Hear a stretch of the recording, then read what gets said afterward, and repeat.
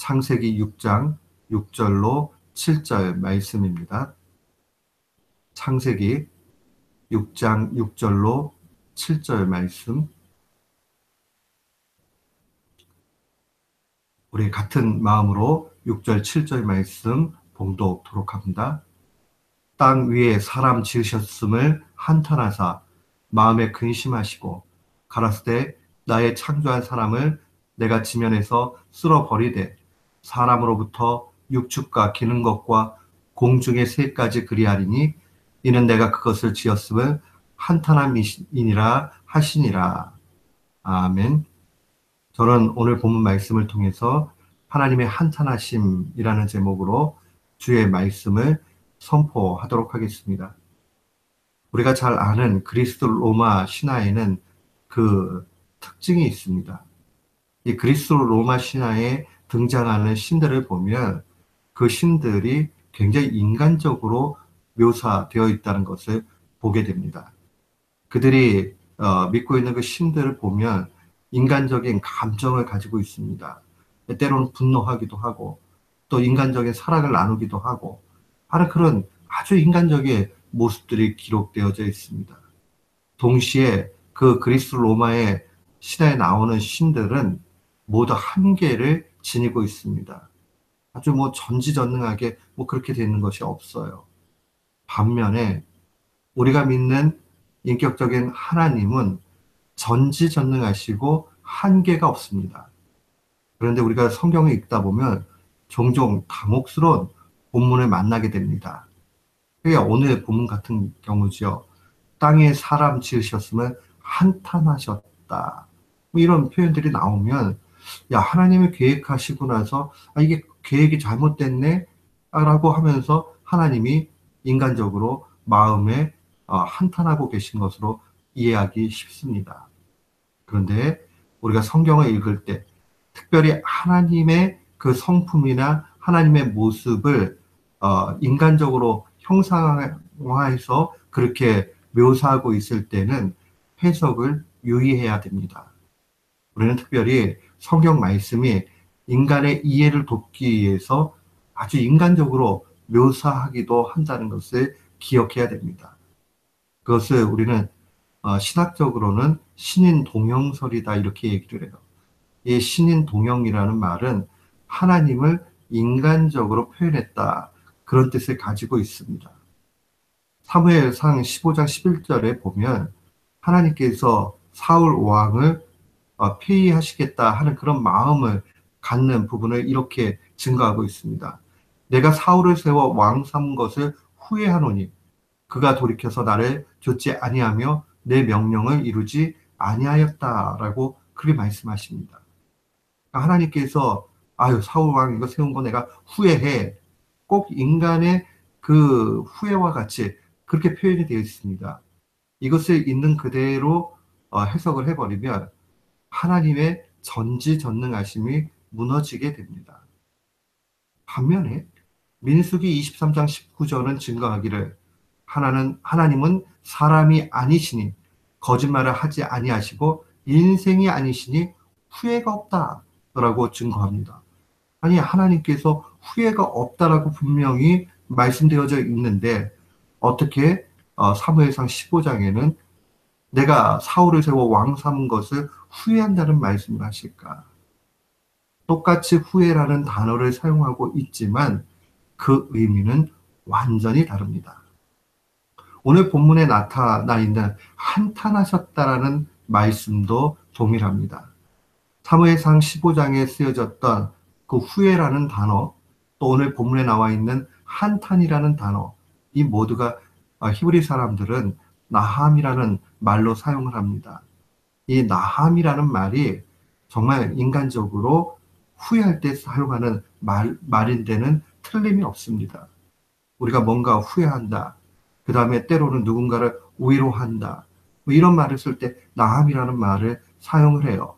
근데 그 성경 속에 쓰여진 이 말들을 다 용례를 살펴보다 보면 공통점을 하나 발견하게 됩니다. 그 공통점이 무엇이냐면 어떤 감정이 이동될 때에 표현하는 말이라는 것을 알게 됩니다. 나음이라는 말이 특별히 하나님의 그 성품과 맞닥뜨려져서 같이 사용될 때는 어떤 무슨 계획이 잘못돼서 수정하겠다 하는 의미보다는 어떤 일에 대해서 하나님의 감정이 움직여진 것을 표현합니다. 더 쉽게 얘기하면 하나님께서 그 상황에 대해서 반응하는 그 모습을 나타납니다. 오늘 사울 왕의 경우에는 하나님께서 15절 11절에 보니까 사울 왕이 돌이키고 대적해서 하나님을 좇지 않고 명령을 이루지 않았다라는 말씀을 통해서 그거에 대해서 하나님의 감정적인 반응을 표현한 말이 후회라는 말입니다. 이것은 인간적인 후회가 아니라 하나님께서 그 마음이 움직여지셨다는 겁니다. 그래서 그 감정 이동으로 나타나는 결과는 표의라는 말로 요약할 수 있겠지요. 결국 하나님께서 그를 왕으로 더 이상 인정하지 않는 것으로 나타납니다. 본문에 사람 지으심을 한탄했다는 말은 하나님께서 이 세상 가운데 죄가 가득 차게 된 걸 보고 이 죄를 바라보면서 미워하시는, 죄를 미워하는 하나님의 마음을 의미합니다. 사랑하는 성도 여러분, 하나님은 사람과는 너무 다릅니다. 우리는 어떠한 일들의 감정의 이동이 일어날 때에 다소간에 우리의 죄악과 같이 버무려져 가지고 그것이 나타납니다. 그러나 하나님은 그런 형태가 아니라 하나님의 사랑과 공의를 기초로, 다른 말로 얘기하면 하나님의 그 우리를 향한 뜨거운 사랑하는 마음과 또 바른 길로 이끌려고 하는 그 마음 동시에 우리를 향해서 나타난다는 겁니다. 우리가 하나님의 감정이 이렇게 움직여지는 것, 한탄하시게 되는 것을 묵상하면서 가져야 되는 두 가지의 태도가 있습니다. 첫 번째는 죄에 대해서 미워해야 됩니다. 죄를 혐오해야 됩니다. 왜 하나님께서 이토록 인간 만드심을 한탄하셨다 하는 말까지 표현을 하느냐? 그것은 하나님의 계획이 잘못됐다, 그 뜻이 아니라 그 죄 짓는 인간을 바라보면서 죄가 얼마나 나쁜 것인가 하는 것을 우리에게 알려줍니다.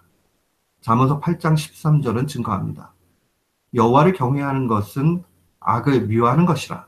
나는 교만과 거만과 악한 행실과 패역한 입을 미워하느니라 라고 주님 말씀하십니다.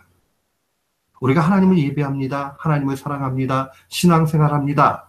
해놓고 죄를 여전히 그냥 내버려 두는 것, 그것은 하나님을 온전히 경외하거나 사랑하는 것 아니라는 겁니다.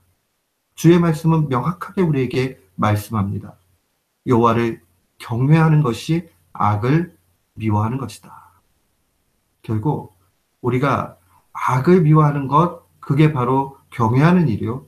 경외하는 일, 그것이 악을 미워하는 것이라는 것을 놓치지 말아야 됩니다. 이것을 깊이 묵상하면서 하나님이 얼마나 죄를 미워하시는지, 그 창조하신 것 너무 좋다, 아름답다 말씀하신 그 인간을 향해서, 또 자연 만물을 향해서 하나님 심판을 계획하시고 그 심판을 실행하시는 그 모습, 얼마만큼 죄에 대해서 미워하시는가 하는 것을 분명히 보게 됩니다. 우리는 구세군을 시작한 윌리엄 보스의 그 말을 좀 귀담아 생각해 봐야 됩니다. 그는 선지자 같은 마음으로 이런 이야기를 했습니다. 나는 사람들이 새로운 삶이 없는 구원만을 좇는 날이 올까봐 두렵다. 믿음은 있지만 회개는 하지 않을 것이다. 천국은 존재하지만 지옥은 없다고 할 것이며 악을 미워하지 않은 채 하나님만을 사랑할 것이다.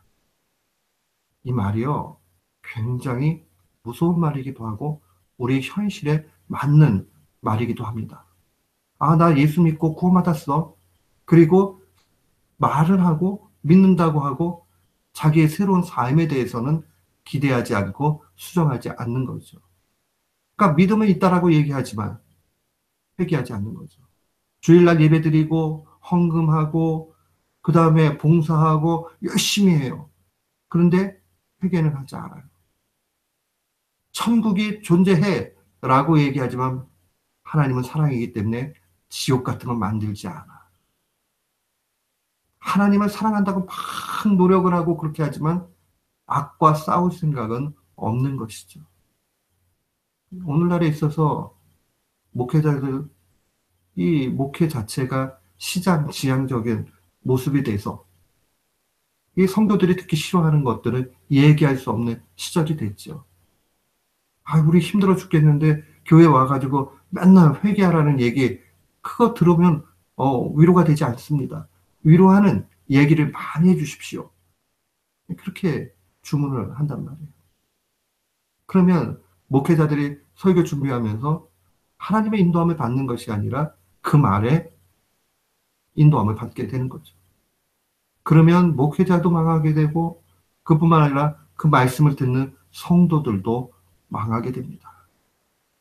죄와 싸우십시오 하는 말이 더 이상 우리의 삶 가운데 의미로 다가가지 않게 되는 시절이 됐습니다. 사랑하는 성도 여러분, 하나님이 오늘 본문 말씀을 통해서 얼마나 한탄하시면서 죄에 대해서 미워하시는가 하는 것을 분명히 기억해야 됩니다. 또한 두 번째로 이 하나님의 한탄하심에 대해서 묵상하면서 기억해야 되는 것은 우리가 사랑을 가지고 말씀으로 권면해야 된다는 겁니다. 사랑의 교제가 있어야 한다는 겁니다. 하나님께서는 죄를 간과하실 수 없습니다. 그냥 오버룩, 그냥 없는 거로 이렇게 치부하고 하실 수가 없어요. 그렇기 때문에 죄에 대해서 반드시 심판하셔야 됩니다. 근데 그 심판은 일반적인 심판과 다릅니다. 그 심판은 살리기 위함이요. 그 심판은 사랑을 전제로 합니다. 우리는 신앙생활하면서 이런 일들을 얼마든지 만나게 됩니다. 어떤 이가 연약하고 잘못되었습니다. 그때에 우리는 기도하면서 하나님께 지혜를 구하고 그 사람의 연약함에 대해서 안타까운 마음으로 권면해야 됩니다. 그것이 신자의 마땅한 도리요, 공동체가 바로 서 나아가는 기준이 됩니다. 고린도전서 4장 14절 말씀 보면 내가 너희를 부끄럽게 하려고 이것을 쓰는 것이 아니라 오직 너희를 내 사랑하는 자녀같이 관하려 하는 것이다 라고 증거합니다. 바울 사도가 고린도 교회의 문제들을 알고 고린도 교회를 위해서 편지할 때에 그냥 부끄럽게 하려고만 쓰는 것이 아니라 사랑하는 자녀 같은 마음으로 믿음의 아비가 되어져 가지고 그렇게 기록을 한다라고 증거를 합니다. 사랑하는 성도 여러분, 하나님의 시각을 가지고 있으면 내 속에 있는 죄를 미워함과 동시에 공동체가 가질 수 있는, 또 타인이 가질 수 있는 그 죄에 대해서 안타까운 심정을 가지고 권면해야 됩니다. 어떤 분들은 욕먹기 싫어서 하지 않는 경우도 있고, 잘못된 걸 알지만은 결국 그냥 뭐 하나님이 알아서 하시겠지라는 마음에서 넘어가기도 합니다. 모두가 바른 자세가 아니고 더 적극적으로 이야기하면 공동체, 교회를 사랑하지 않는 것이요, 다른 사람을 사랑하지 않는 겁니다. 누군가가 사랑의 마음으로 권면할 때에 그 사람이 나를 진짜로 아껴주고 사랑하는구나 하는 것을 알아야 됩니다. 가장 무서운 것은 싫은 얘기를 듣지 않는 것이 아니라 누구도 내게 싫은 얘기를 하지 않는 것일 수 있습니다. 하나님의 책망이 두려운 것이 아니라 하나님의 침묵이 더욱 두려울 수 있습니다. 오늘 이 말씀을 묵상하면서 죄에 대해서 미워하고 사랑으로 권면하는 신자 되시기를 주님의 이름으로 축원합니다. 아멘.